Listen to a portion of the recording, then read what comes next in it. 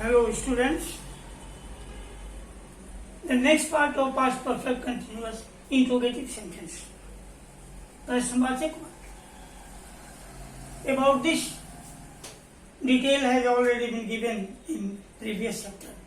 But today it is necessary to make you aware of about this kind of sentence.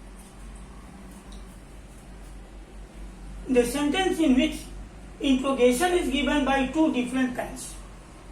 दो तरीके से प्रश्नवाचकता हिंदी वाक्य में प्रस्तुत किया जाता है, या फिर इंग्लिश सेंटेंस में भी अलग अलग दो तरह से क्वेश्चन पूछा जाता है.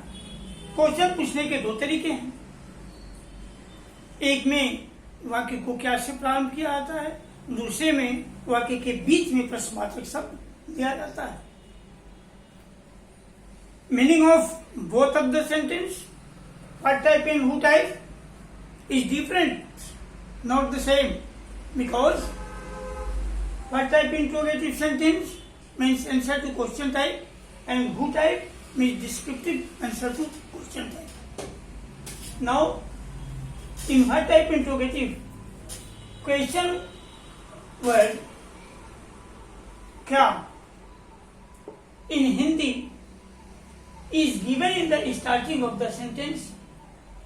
For this helping verb, had is given in the starting of the sentence. पहले वाले वाक्य में what type में ये क्या क्वेश्चन वर्ड जो है वाक्य के प्रारंभ में दिया जाता है, और इसके लिए हम had हेल्पिंग वर्ब से वाक्य को प्रारंभ करते हैं. जैसे एग्जाम्पल है, क्या वह 2 बजे से बाजार जाता रहा था.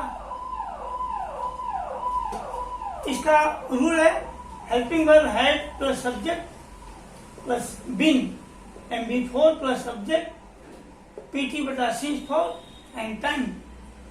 अब इसमें हेल्पिंग वर्ब को दो पार्ट में बांट दिया जाता है, एक सब्जेक्ट के पहले और दूसरा सब्जेक्ट के बाद. Had is used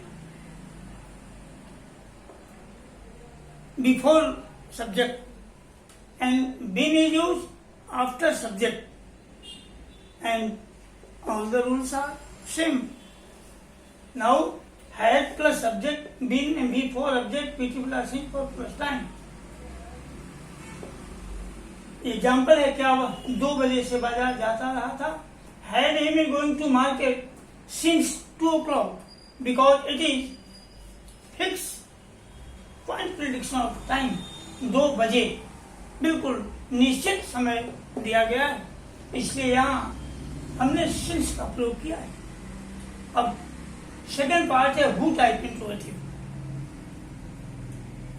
जिसमें वाक्य के बीच में प्रश्नवाचक शब्द होता है. कोई भी प्रश्नवाचक शब्द वाक्य के बीच में लगा जाता है.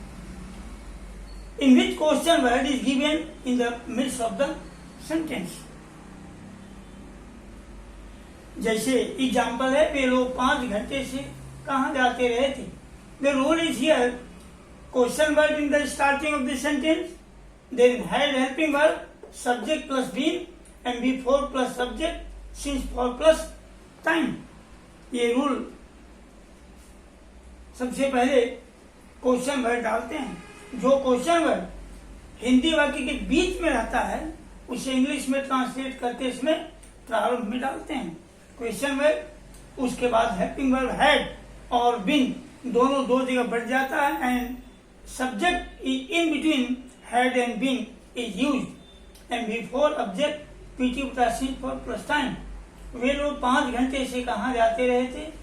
Where had they been going for 5 years. Because it is unfixed point prediction of time, 5 घंटा. It is not necessary to know the prediction of time 5 hours. Unfixed point prediction of time here is given, so for is used for this. Thank you, and please subscribe the channel and like this video.